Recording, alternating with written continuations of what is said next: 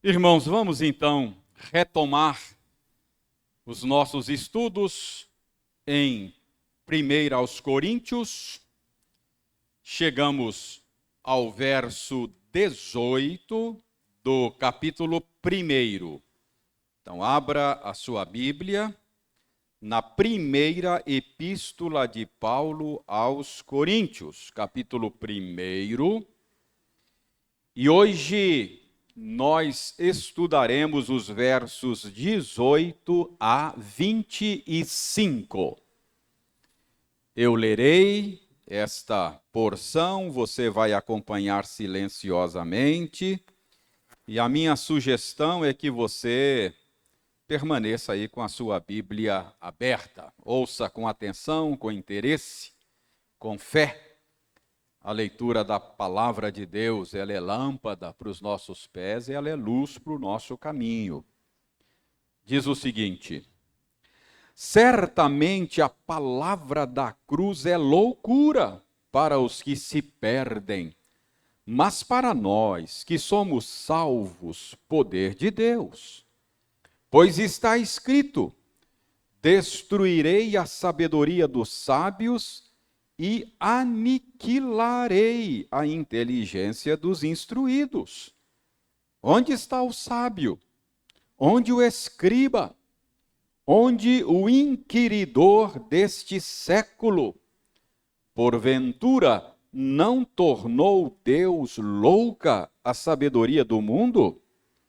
Visto como na sabedoria de Deus o mundo não o conheceu por sua própria sabedoria, aprouve a Deus salvar os que creem pela loucura da pregação.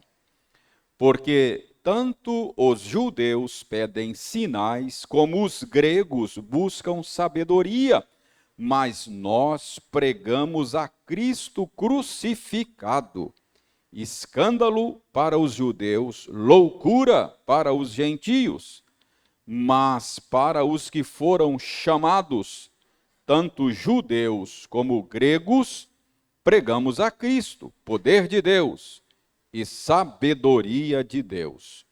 Porque a loucura de Deus é mais sábia do que os homens, e a fraqueza de Deus é mais forte do que os homens. Até aí, vamos orar, pedindo ao Senhor que nos ajude a compreender corretamente o sentido deste texto. Senhor, aceita a nossa gratidão sincera por nos permitires voltar a este local e nos reunirmos em torno da Tua palavra, como estamos fazendo agora. É um grande privilégio poder pisar os Teus átrios e meditar na Tua palavra, a Bíblia.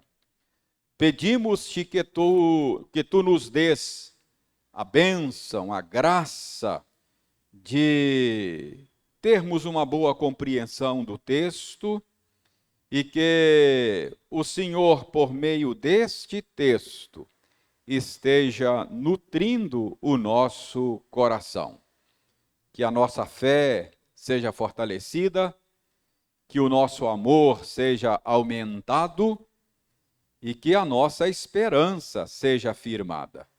Nós oramos em nome de Jesus, nosso Redentor. Amém. Muito bem, nós temos dado a esta série de estudos o tema que é problemas de uma igreja local. Por que é que nós temos chamado esta série de estudos de problemas de uma igreja local? Simples, porque esta carta foi escrita para solucionar ou tratar de maneira pastoral de problemas de uma igreja local. Então, aqui nesta carta, Paulo está tratando de uma série de problemas que ele detectou, dos quais ele tomou conhecimento, e havia lá na igreja de Corinto. Na semana passada, nós começamos a ver qual é o primeiro problema do qual Paulo trata. Pergunta de prova. Qual é o primeiro problema que Paulo trata aqui? Késia, você que é aluna aplicada, senta na frente, diz aí para mim, qual é o primeiro problema que Paulo trata nessa epístola, Késia? As dissensões, ela falou difícil, olha, as dissensões entre os irmãos, as divisões que haviam lá na igreja, não é? Então, Paulo está tratando das divisões que haviam na igreja de Corinto.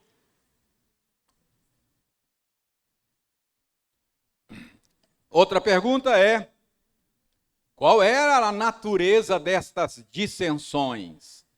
Qual era a natureza dessas divisões? Paulo disse que eram divisões em torno dos nomes de líderes, dos pastores. Havia um grupo que dizia assim, eu sou do grupo do Paulo. Havia um grupo que dizia, não, eu sou do grupo do Cefas, do Pedro. Havia um outro grupo que dizia, não, eu sou de Apolo. Então, surgiram certos fãs-clubes, não é? Ou fã-clubes lá na igreja de Corinto em torno dos nomes dos líderes. E isso estava causando roturas no tecido do corpo de Cristo. Os crentes estavam se hostilizando.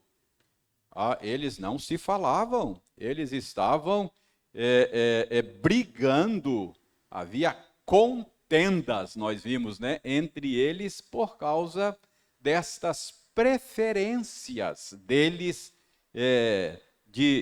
em torno dos líderes. Mas como é que é isso? Por que é que isso surgiu lá?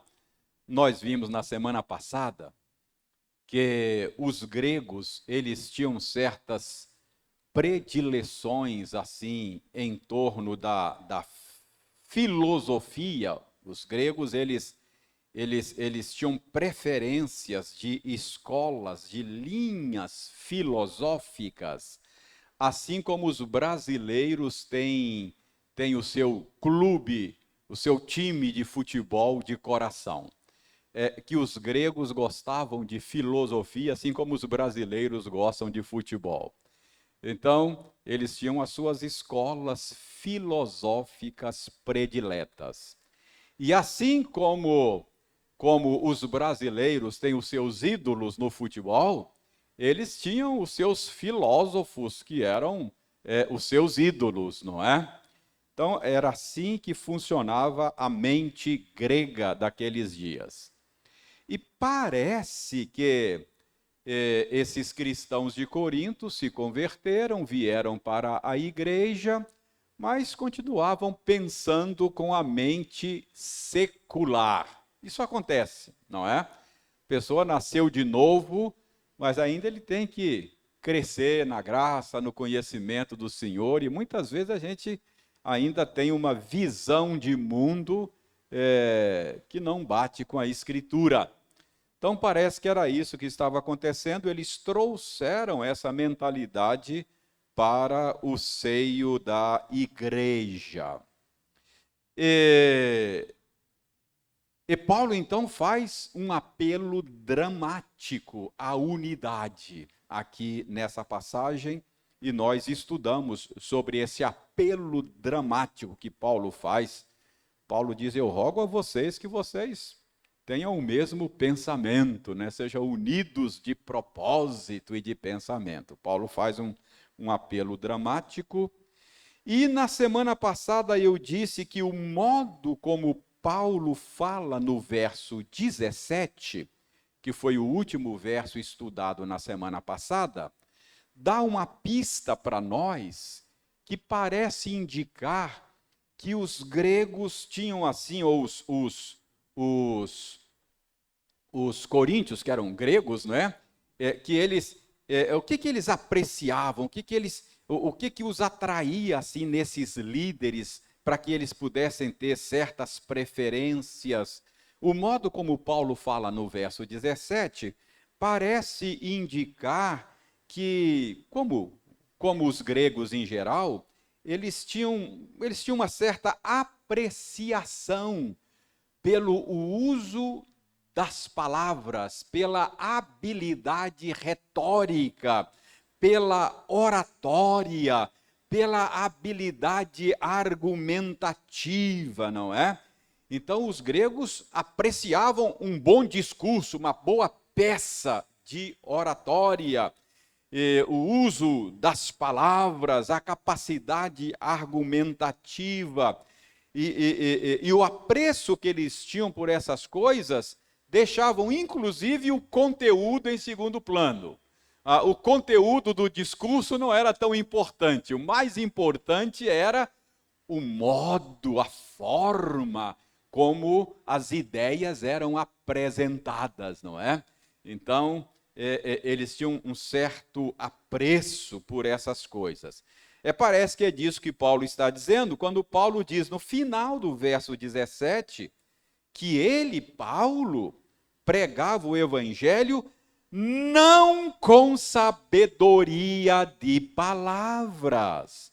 Então, aí parece que Paulo está dizendo que na pregação do evangelho, a forma não é tão importante, o conteúdo é mais importante do que a forma do discurso. É claro que a forma tem o seu peso, a forma tem a sua importância. Isso não significa que o pregador não deva se preocupar com a forma do seu discurso, não é? Esse é um ponto importante. Todo pregador digno do nome, ele vai se preocupar com a forma. Quando a gente está preparando o sermão, por exemplo, há aquele momento em que já estudei o texto, já cheguei à conclusão do que aquele texto está dizendo, qual é a verdade que está sendo revelada aqui, mas há aquele momento em que a gente fica pensando, qual é a melhor forma de dizer isso para o meu povo? Então, a forma é importante, não é? Mas o que Paulo está dizendo aqui, eu creio, é que a forma não é mais importante do que o conteúdo, a forma não é um fim em si mesmo, não é? Quando você vem ouvir a pregação, você não vem apenas para apreciar um belo discurso, não é? Você quer a verdade de Deus para o seu coração, não é? Então, é isso que Paulo está dizendo, que quando ele pregava o evangelho, ele não estava tão preocupado com a forma como um fim em si mesmo. Ele pregava não para dar uma exibição de oratória, mas ele queria transmitir a verdade de Deus. Por isso que Paulo diz que ele pregava não com sabedoria de palavras. É isso que Paulo está dizendo. Então, na semana passada, nós vimos isso, vimos qual é o problema. Agora, a partir do verso 18, Paulo agora com foco no conteúdo, ele começa a tratar do problema, não é? Ele passa agora a focalizar o conteúdo da mensagem cristã. Qual é o conteúdo da mensagem cristã? O conteúdo do evangelho. Então, para responder essa pergunta, olhe como é que Paulo se refere a esse conteúdo no verso 18. Ele diz: certamente a palavra da cruz é loucura. Preste atenção. Paulo se refere ao conteúdo do discurso cristão, conteúdo do evangelho, da pregação cristã, Paulo se refere a ela como palavra da cruz. Isso é revelador. Então, o que Paulo pregava? Qual era o conteúdo da sua pregação? Paulo pregava a palavra da cruz. Paulo chama de palavra da cruz o conteúdo da sua mensagem. No verso 23, ele se refere a esse conteúdo de uma outra maneira ligeiramente diferente. Ele diz que ele pregava a Cristo crucificado, não é? Então, qual era o conteúdo da mensagem de Paulo? Cristo crucificado. Qual era o assunto de Paulo, da pregação de Paulo? Cristo crucificado. Qual era o conteúdo da pregação de Paulo? A palavra da cruz. Mas o que significa esta palavra da cruz? Irmãos, a pregação cristã, a mensagem cristã, a qual Paulo chama de palavra da cruz, é uma narrativa a respeito do mundo, e esta narrativa tem no seu centro a cruz.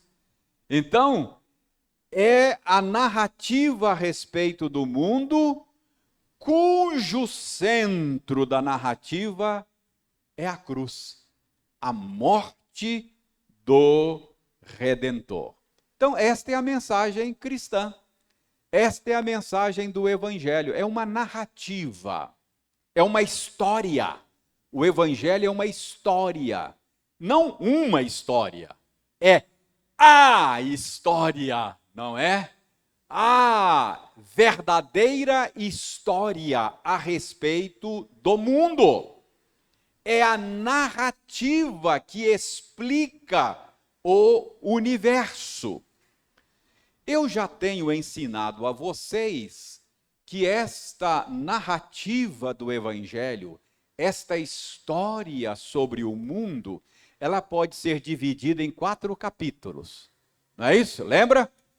Criação, queda, redenção e consumação. Não é? Então, essa é uma boa maneira de você resumir o conteúdo do Evangelho. O conteúdo desta narrativa que Paulo chama de palavra da cruz. Criação, queda, redenção e consumação. É exatamente isso. É esta a história bíblica. Criação. No princípio, criou Deus os céus e a terra, não é? Então, essa história começa assim. No princípio, criou Deus os céus e a terra. Quando você chega no capítulo 3 do livro de Gênesis, você descobre que houve uma queda. Houve uma queda. Os seres humanos que Deus criou à sua imagem e semelhança, que Deus criou para a sua glória, eles se rebelaram contra o seu Criador. Então, houve uma queda. Esse é o problema mais básico da humanidade.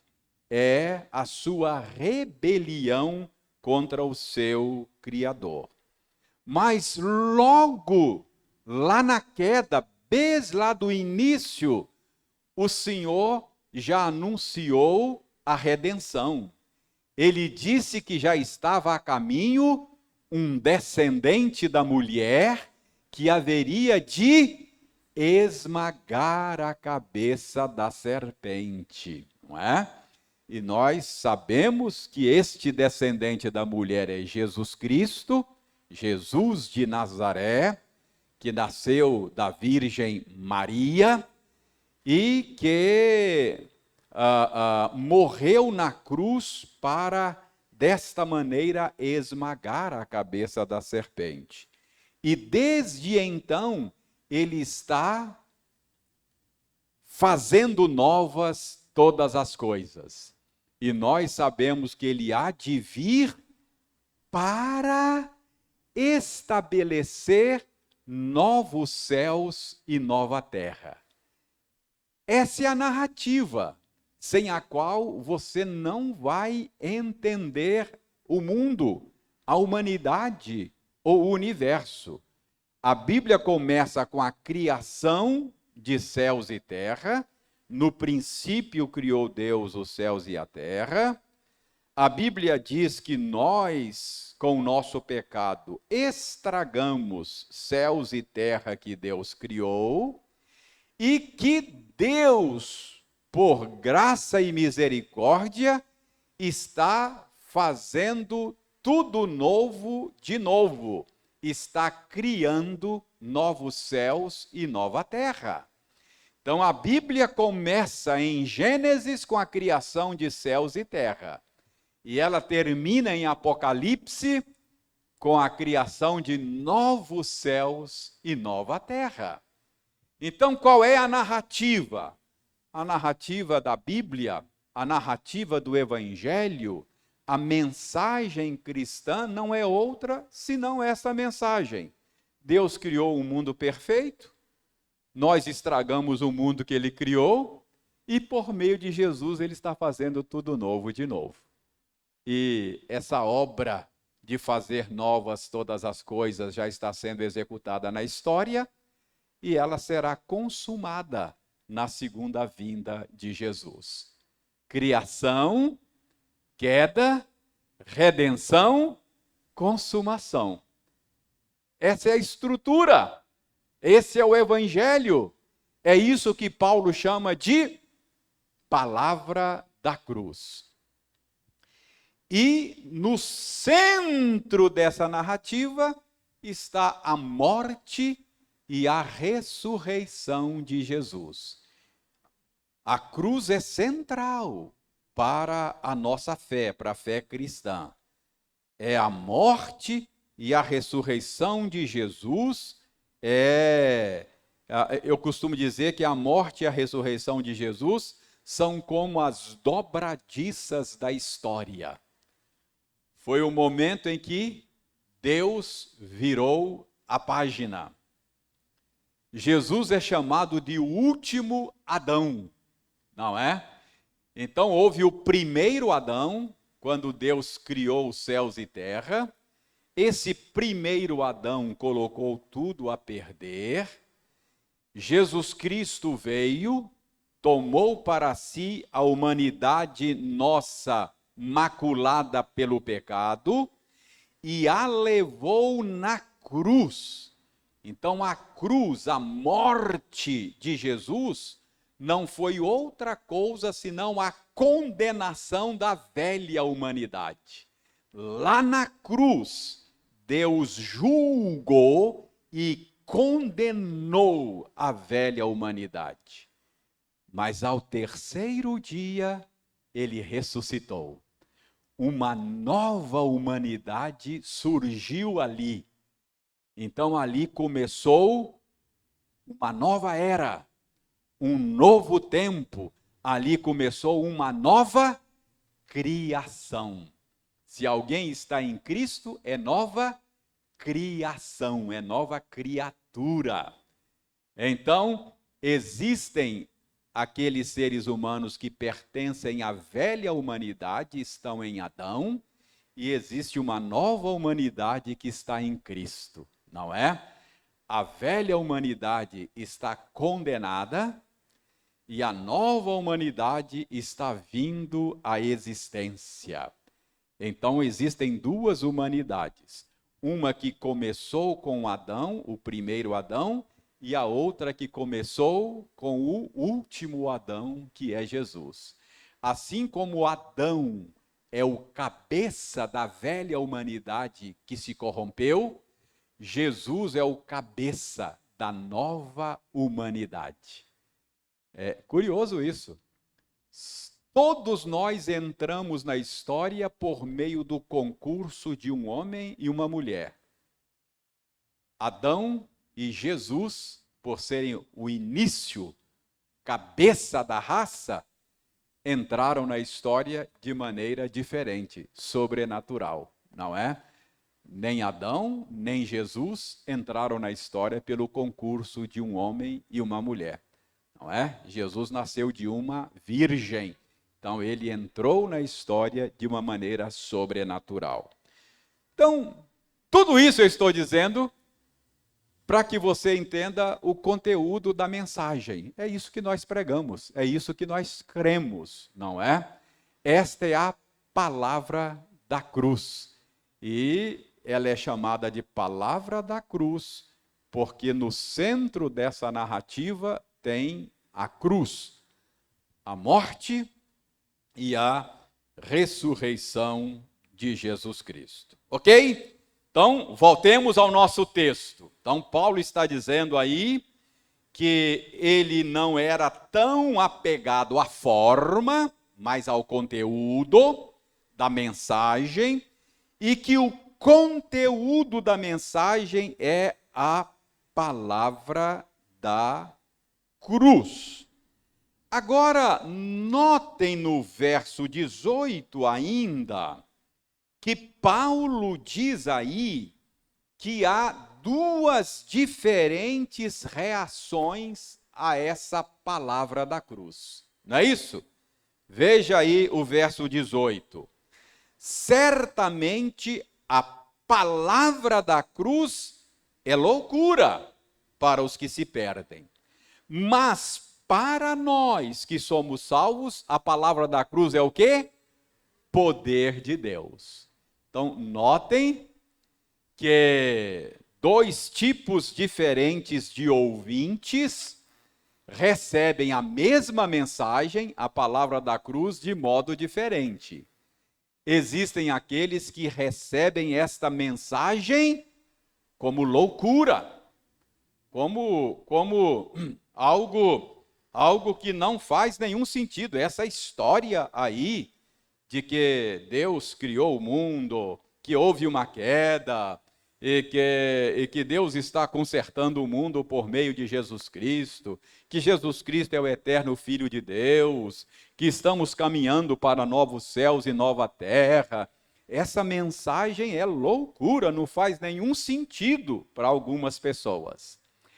Mas para outras pessoas, diz Paulo que essa mensagem é poder de Deus. Para uns, para os quais essa mensagem soa como loucura, Paulo diz que estes são aqueles que se perdem.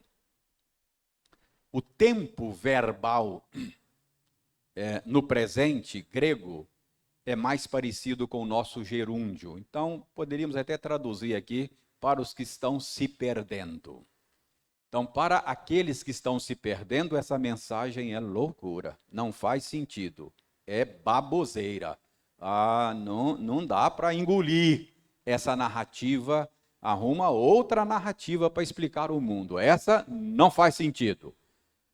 Eles dizem, eu prefiro acreditar que houve uma grande explosão, e aí criou-se uma sopa cósmica, e depois de bilhões de anos, por acaso, surgiu um tipo primitivo de vida nessa sopa cósmica, e aí tempo e acaso explicam o desenvolvimento desse tipo de vida. Então, a narrativa é outra, entendeu? Essa narrativa que Paulo diz que apresentava, e nós cremos ser a verdade de Deus, soa como loucura. Mas soa como loucura para aqueles que se perdem, para aqueles que estão se perdendo. Mas esta mesma narrativa faz todo sentido e cai nos ouvidos e no coração de alguns de maneira poderosa. É poder de Deus para aqueles que estão sendo salvos. Então, Paulo está dizendo aí no verso 18 que a mensagem pregada por ele, a mensagem do cristianismo, é chamada de palavra da cruz e é recebida como loucura por uns e é recebida como poder de Deus para outros, não é? Para os que estão se perdendo, o evangelho soa desprezível, tolo. Ele diz: como é que você acredita em umas coisas dessas, rapaz? Você está, não é? É verdade, hoje eu vi um pedacinho na hora do almoço, eu vi lá um pedacinho, agora no final do dia eu vi outro pedacinho também da sabatina lá do André Mendonça, com vistas à cadeira lá do Supremo Tribunal Federal. Ele é um cristão convicto, aliás, pastor presbiteriano, e a gente percebia a zombaria de alguns senadores lá. Faz sentido, para eles o evangelho é loucura, não é? Tolice. Mas, para outros, é o poder de Deus. A pergunta é, por que é que soa como loucura? Por que é que essa narrativa soa desprezível? Porque isso acontece. Verso 21 explica, Paulo vai explicar no verso 21. Paulo diz que essa mensagem, que esta narrativa soa como loucura para os que se perdem, porque, verso 21 aí, final do verso 21, porque aprouve a Deus salvar os que creem pela loucura da pregação. O que é isso? Paulo está dizendo que Deus, soberanamente, segundo o beneplácito da sua vontade, ele escolheu, ele decidiu trabalhar redentoramente de uma maneira tal que soasse como loucura para a mente natural, a mente humana. É isso que ele está dizendo. Aprove a Deus, Deus escolheu, Deus decidiu operar de uma maneira tal que a mente humana, a sabedoria humana considerasse louca, considerasse loucura. E a pergunta é, por que Deus decidiu trabalhar assim? Por que Deus decidiu operar desta forma? A resposta é, irmãos, porque Deus deseja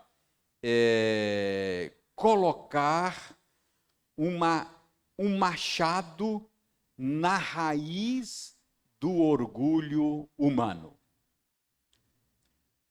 Preste bem atenção. O que está na essência da rebelião humana? O que está na essência do pecado?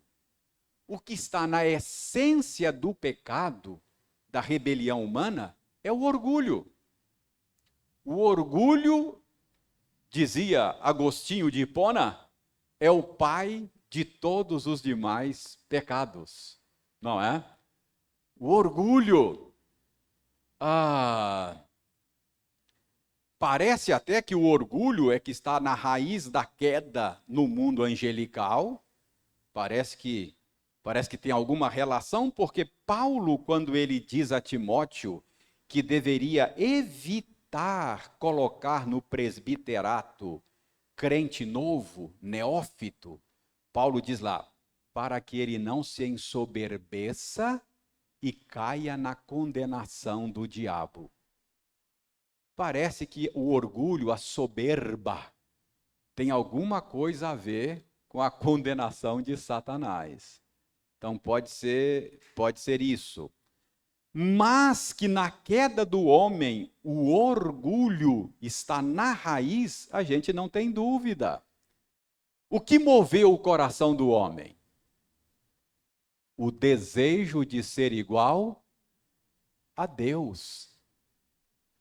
Ele foi criado de maneira honrosa. O salmista diz que o Criador nos coroou de glória e honra na nossa criação. O Criador nos deu domínio, autoridade sobre todas as demais criaturas. O Criador apenas exigiu que nós nos submetêssemos à autoridade dele. E para que nós nunca nos esquecêssemos disso, o Criador reservou uma árvore lá no jardim que não poderia ser tocada. O que o Criador estava dizendo é o seguinte: você pode comer de todas as árvores, você vai cuidar de tudo isso aqui, mas para você lembrar que você não é dono, você é apenas o gerente, não é? Você é apenas o administrador. Então, essa árvore aqui você não vai tocar, porque essa árvore aqui é um sinal para lembrar a você de que você não é o dono, você é o mordomo, você é o gerente disso aqui, ok? Mas aí, o homem não se contentou com esse papel que o Criador lhe deu. O homem não quer ser gerente, ele quer ser dono. Orgulho está na raiz da queda e do pecado. Logo, Deus, como um bom professor, não é? Decidiu redimir um povo para si de uma maneira que pudesse desfazer o orgulho humano, de uma maneira que pudesse jogar por terra o orgulho humano. O Hildeir leu aqui uma passagem para nós, Paulo explicando como é que Deus salva o pecador, não por obras, não pelo desempenho dele. E aí Paulo faz uma pergunta retórica naquele texto que o Hildeir leu. Paulo pergunta assim: onde, pois, a jactância fica de todo excluída? Ou seja, Paulo está mostrando que o modus operandi de Deus na salvação do pecador não deixa margem para o orgulho humano. Pela graça sois salvos, mediante a fé. Isso não vem de vós, não vem de obras, para quê? Para que não haja margem para o orgulho humano, para que ninguém se glorie. Então Deus, aprove a Deus, Deus decidiu, Deus deliberou, soberana e livremente, operar de uma maneira tal que pudesse matar o orgulho humano. É isso que Paulo está dizendo no verso 21, não é? Deus decidiu, está aí no final do verso 21, aprove a Deus salvar os que creem por meio de uma mensagem, de uma narrativa, de um modus operandi que parecesse loucura para a sabedoria humana. Então, é exatamente esta a explicação para o fato de que Deus resolveu operar desta maneira, de uma maneira que fosse humilhante para os seres humanos. Deus decidiu operar de uma maneira tal que o jeito de Deus operar revelasse a ineficácia da sabedoria humana. É isso que Paulo está dizendo. Paulo está dizendo aí, veja aí no final do verso 20. Ao escolher operar como escolheu, o que Deus fez? tornou Deus louca a sabedoria do mundo.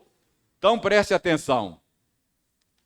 Verso 21, Paulo está dizendo que Deus, em sua sabedoria, ele providenciou um jeito de operar que parecesse loucura para a sabedoria humana.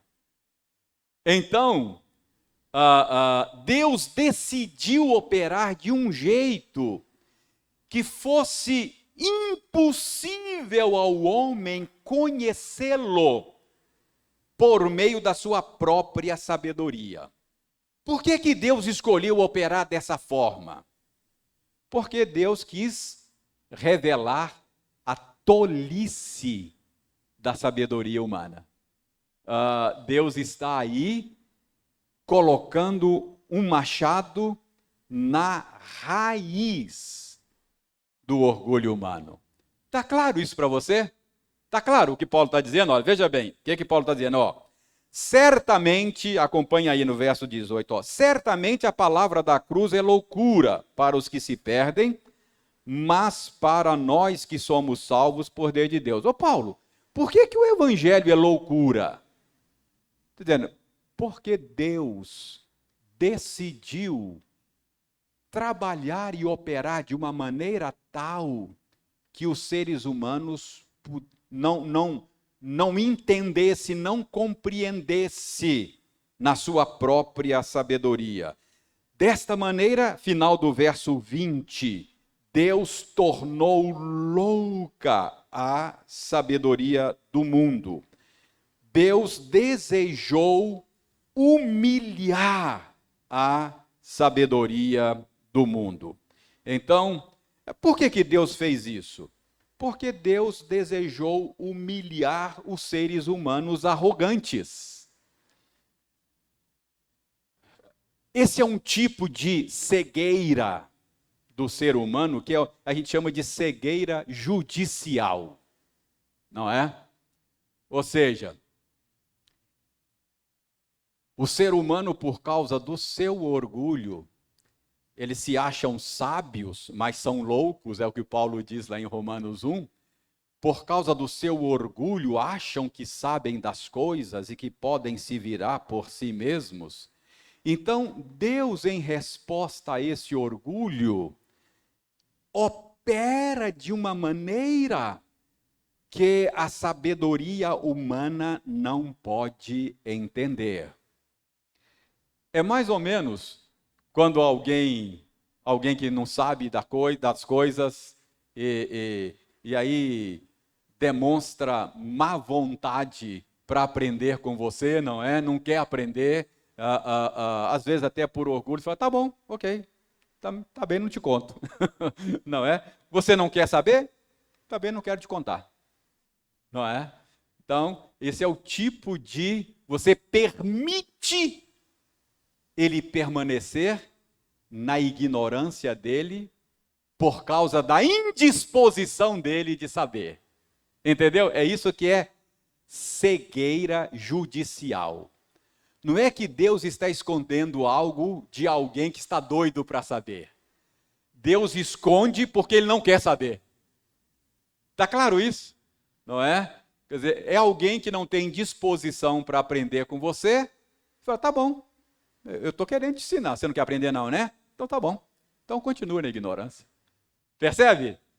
Não é? Então é uma maneira de Deus humilhar o orgulho humano. Tá claro?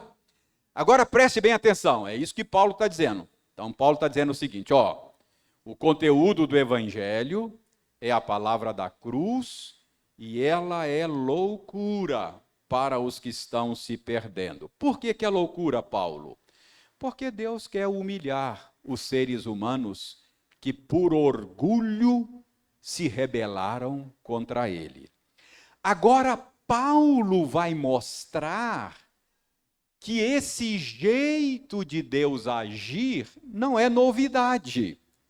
Dê uma olhada aí como é que Paulo vai fundamentar a sua tese na Escritura. verso 19. Pois está escrito. Espera aí. Está escrito aonde? Onde é que está escrito que Deus torna louca a sabedoria humana? Paulo está citando a Bíblia. Paulo está citando Isaías. Não é? Então, se você quiser ver o texto que Paulo está citando, pois está escrito: destruirei a sabedoria dos sábios e aniquilarei a inteligência dos instruídos.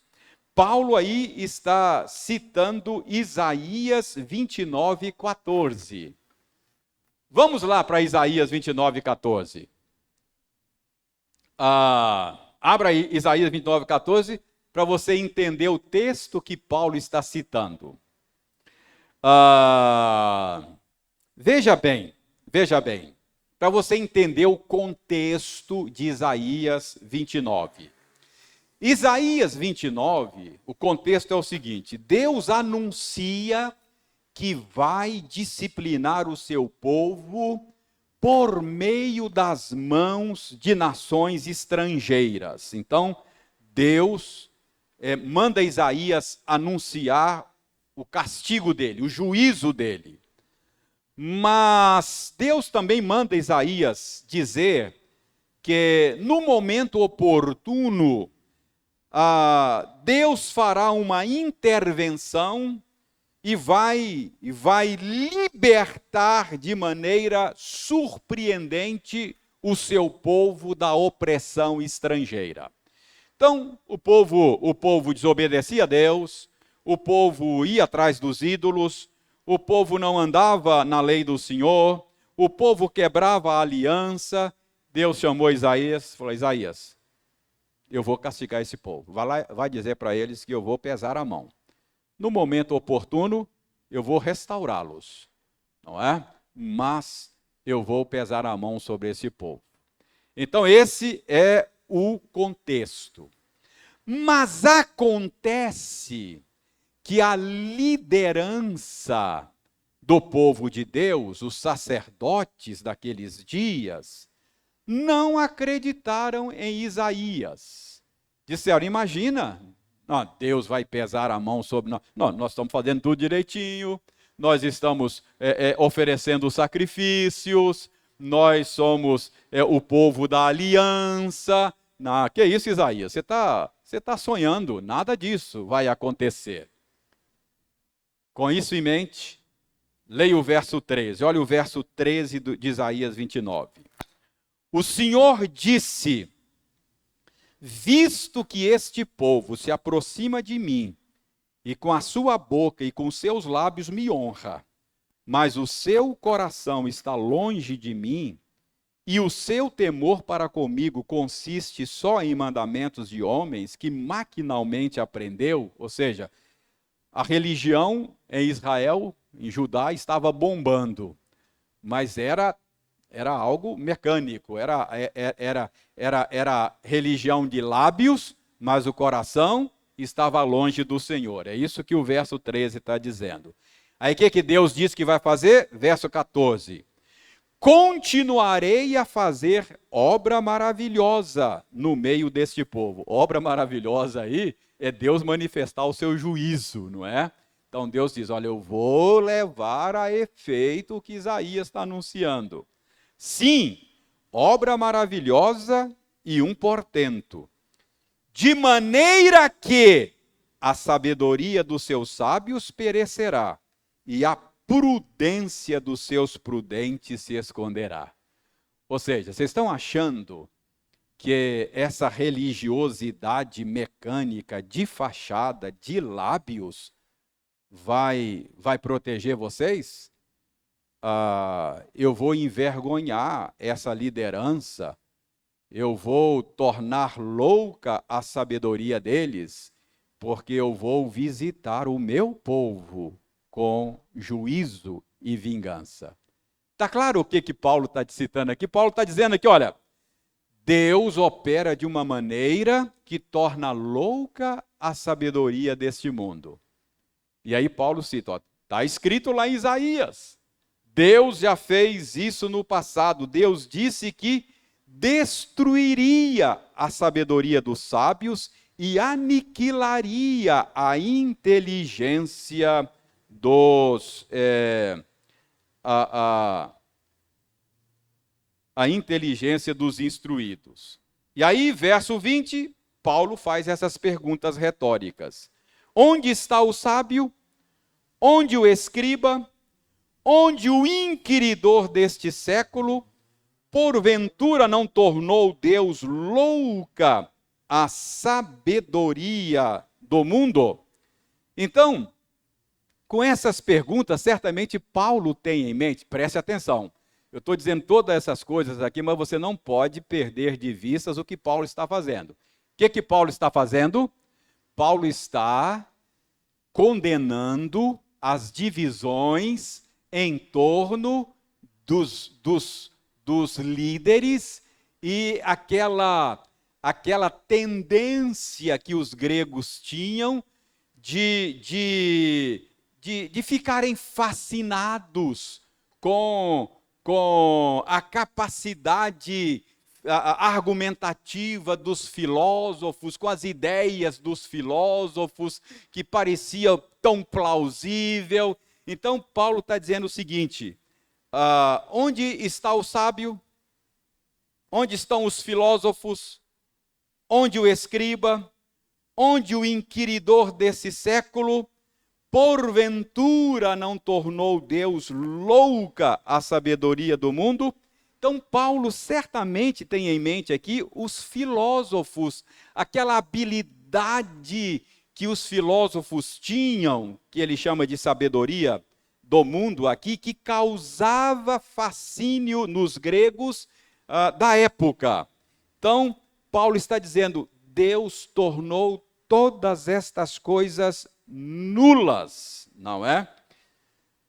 É óbvio que Paulo não está dizendo aqui que a sabedoria humana não tenha nenhum valor e não possa realizar coisas úteis.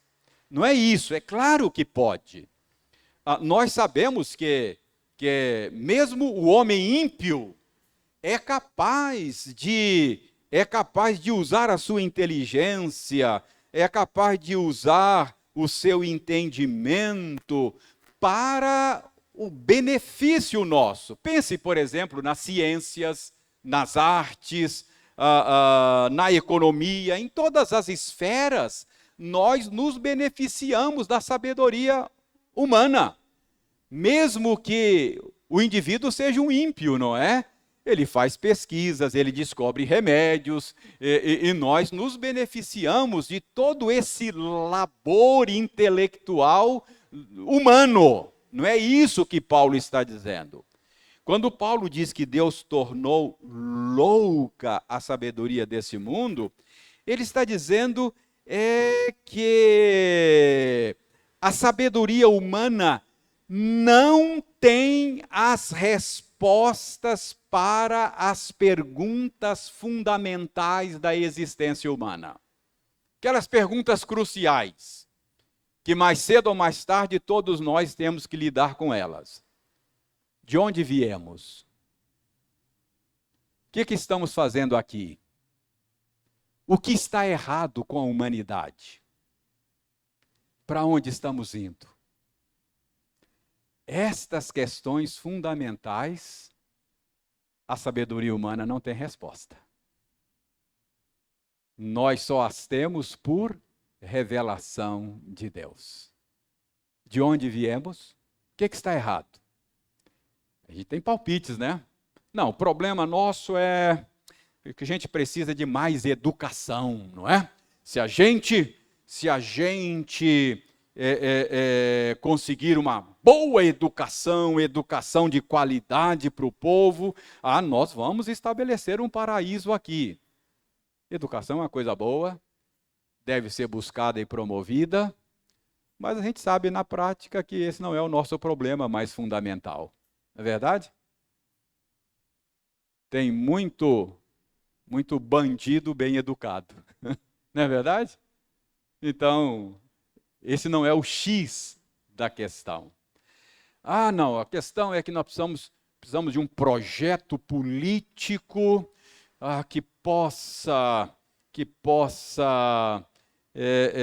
promover uma melhor distribuição de renda, a fim de que toda a população tenha acesso às riquezas do país.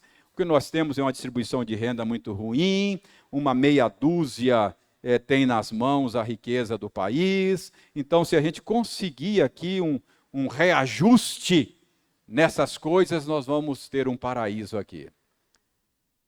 Uma distribuição das riquezas do país mais justa, isso é desejável, não é verdade? Mas não é esse o X da questão, não é? Se fosse assim, gente que já tem, sobretudo aí, você vê isso muito na política, não é? Gente que já tem tanto, não para de roubar, não é? Então, qual é o ponto? O que está errado? Criação, queda. Qual é o remédio? Redenção, consumação, a nossa esperança. Então é isso que Paulo diz. Quando Paulo diz que Deus tornou louca a sabedoria do mundo, ele não está dizendo que os seres humanos decaídos não possam realizar coisas boas, fazer boas descobertas, desenvolver coisas boas e benéficas. O que ele está dizendo é que eles não têm por si mesmo as respostas para essas perguntas fundamentais. Então é isso que Paulo diz aí, que Deus tornou nula a sabedoria deles, não é?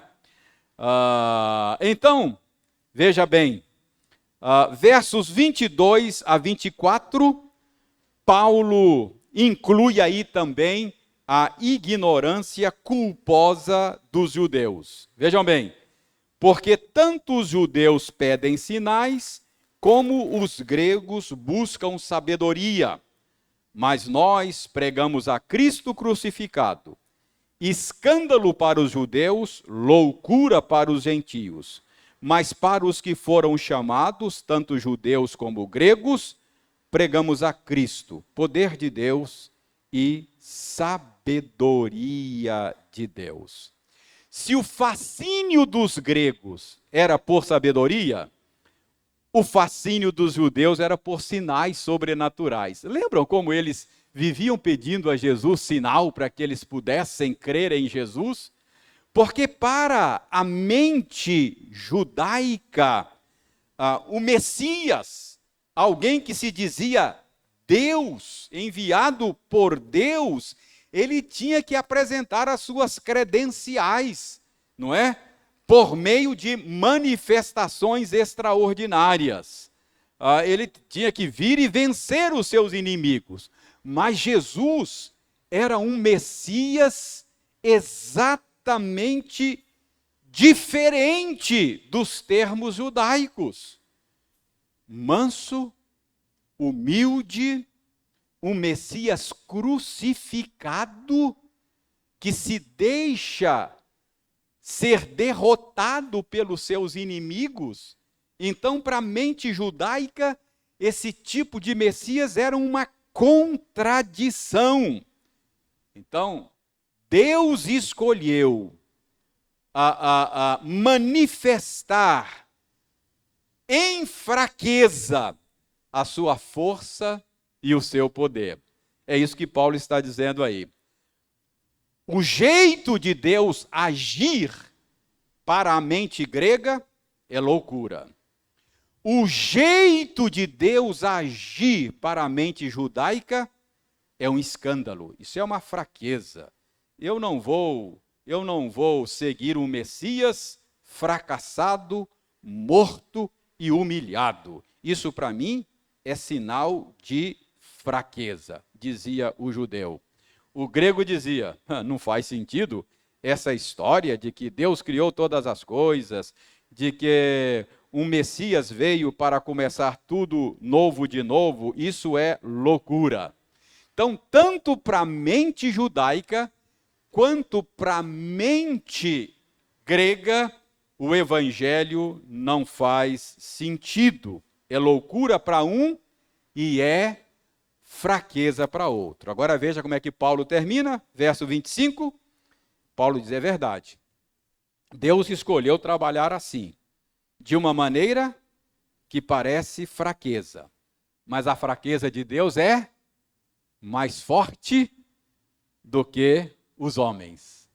Deus escolheu trabalhar de uma maneira que parece loucura. Mas a loucura de Deus é mais sábia do que a sabedoria dos homens. Então, preste bem atenção. O que Paulo está fazendo aqui?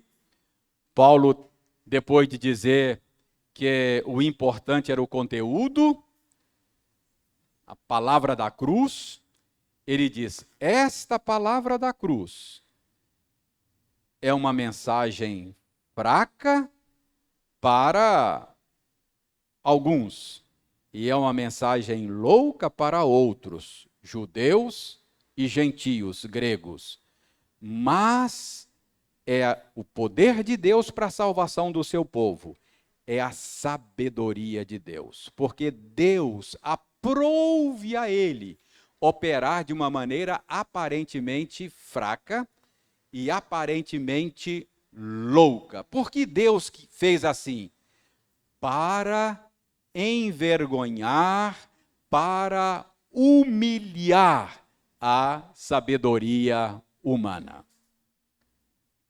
Você vai dizer assim, mas qual é o problema que Paulo está tratando? Que a Kézia falou no início? Divisões. O que isso tem a ver com divisões? Não é? Irmãos, preste bem atenção. Paulo está mostrando que o problema daquelas divisões era na raiz delas, estava a falha em compreender o jeito de Deus trabalhar. Deus opera de uma maneira tal que despreza a sabedoria humana. Por que é que os coríntios estavam se dividindo e brigando entre eles?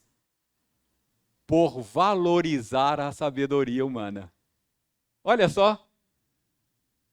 Porque eram fascinados com a filosofia, com a retórica, com a oratória. Eles, não, eu prefiro a oratória de Paulo. Não, eu prefiro a de Apolo. Não, Pedro que tinha uma oratória, ele pregou um sermão, converteu 3.000, aquilo ali que é um grande orador e tal. Aí Paulo diz, peraí, vocês estão valorizando coisas que Deus despreza, não é? Não é a forma, a sabedoria do mundo é loucura para Deus. Entende o ponto? O que nós podemos aprender com isso? Irmãos, muitas vezes, tem muita gente que diz, não, eu sou um sujeito prático. Esse negócio de ficar estudando teologia, esse negócio não faz, isso é perda de tempo. Eu sou um sujeito prático, eu sou prático. Mas preste atenção, Paulo está fazendo toda essa argumentação teológica para resolver um problema bem prático. Qual era o problema? Os crentes estavam brigando uns com os outros. Olha só, preste atenção. Por que eles estavam brigando uns com os outros? Por não entender o jeito de Deus operar. E Paulo já está escrito na Isaías, Deus falou, eu vou tornar louca a sabedoria do mundo. Quer dizer, vocês estão valorizando coisas que Deus não valoriza. Vocês estão brigando por causa de coisas que Deus não valoriza. Vocês brigam uns com os outros, isso é muito prático, por não entender o jeito que Deus escolheu operar a nossa salvação. Percebe a utilidade de um bom entendimento teológico? Não é? Você vai trazer problemas de divisão para a igreja, se você não tiver um correto entendimento disso. Então, esta é um primeiro passo que Paulo dá para ajudar os coríntios a resolver aquelas divisões entre eles. Valorizar o que Deus valoriza e desprezar o que Deus despreza. Ok? Muito bem. Tomei já 15 minutos de vocês. Alguma pergunta, alguma colocação sobre o conteúdo da mensagem cristã, que pode parecer loucura, que pode parecer fraqueza, mas foi o jeito que Deus escolheu salvar você. Uma mensagem louca, aparentemente fraca, foi que Deus usou para salvar a você e a mim.